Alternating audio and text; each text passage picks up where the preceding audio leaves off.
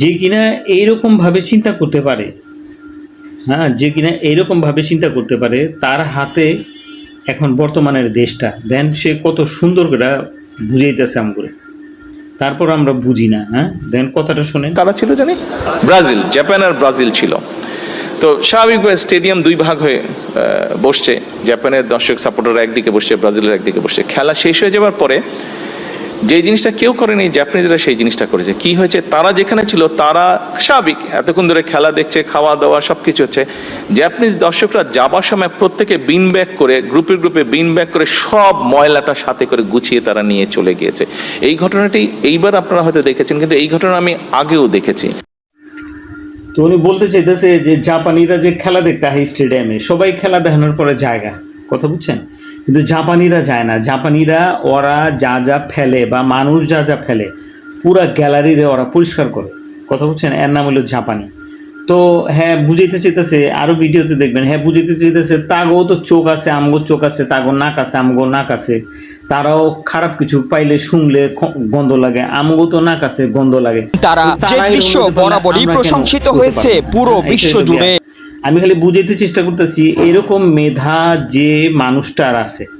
আগে কি হয়েছে না হয়েছে আপনারা অনেক সময় খাম্বা খুম্বা বিভিন্ন কিছু কন, কিন্তু বর্তমান তারেক রহমানের যে চিন্তা ভাবনা, আপনি ভালোরে তো ভালো কইতে হইব, কথা বুঝছেন না, আপনি ভালোরে কিন্তু ভালো কইতে হইব। হ্যাঁ, গাছের মিষ্টি আম খায়া যদি কন না টক ভালো লাগে না, এটা কইলে তো হইব না। হ্যাঁ, আপনার ভালোরে, আমি কিন্তু কোনো দল তুলেন না, কিন্তু ভালোরে আপনার কিন্তু ভালো কইতে হইব, কথা বুঝছেন।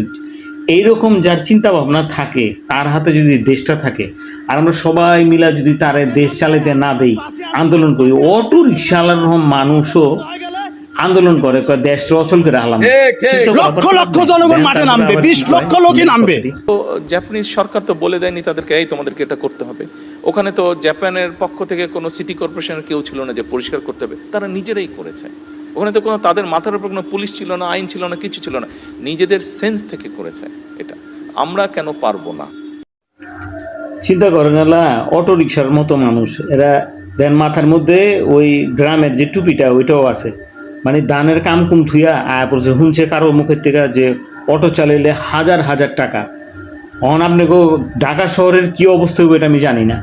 আমরা অটো চালায় গাড়ি গুড়ি সব মেসা কার করে দেয়া, রাস্তার মাঝখানে পায়খানা পুইখানা পেশাব করে দেয়া পুরো ঢাকারে তস নস করে ফেলাম, কথা বুঝছেন। এটা হলো অগ মেন্টালিটি। আর যদি এটা বাধা দেন, আন্দোলন করুন, সরকারি থাকতে মানুষের গলাত খড়ি ধরবো। কোন এখানে ইউনুস খান বলেন, শেখ হাসিনা বলেন, তারেক রহমান বলেন, খালেদা জিয়া বলেন, এরশাদ বলেন, আমরা ঠিক না হইলে দেশ তো কিছুই করা সম্ভব না, কথা বুঝছেন না।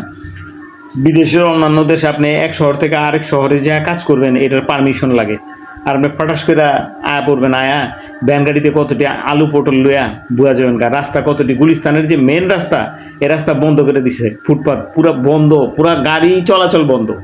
এইভাবে কি চলতে পারে, কথা বুঝছেন, এইভাবে তো দেশ চলতে পারে না। তো কে এই দেশ চালাইব যদি এরকম করেন আপনারা? এই দেশটা চালাইব কেটা? হ্যাঁ, এই অবস্থা এরকম। আর খালি দোষ দিবেন সরকার, আমাকে কিছু কইরা দেও, আমাকে কিছু করে কইরা দিতে গিয়া যে ডিসিপ্লিন, এটা করতে গেলেই তো তোমরা সরকারে এরকম করো, সরকারে থাকতে দাও না, আন্দোলন করো, কেমনে এই দেশ চালাইব সরকার? ভালো থাকো, ভালো থাকো, দেখো পরিবর্তন হওয়া যায় কিনা।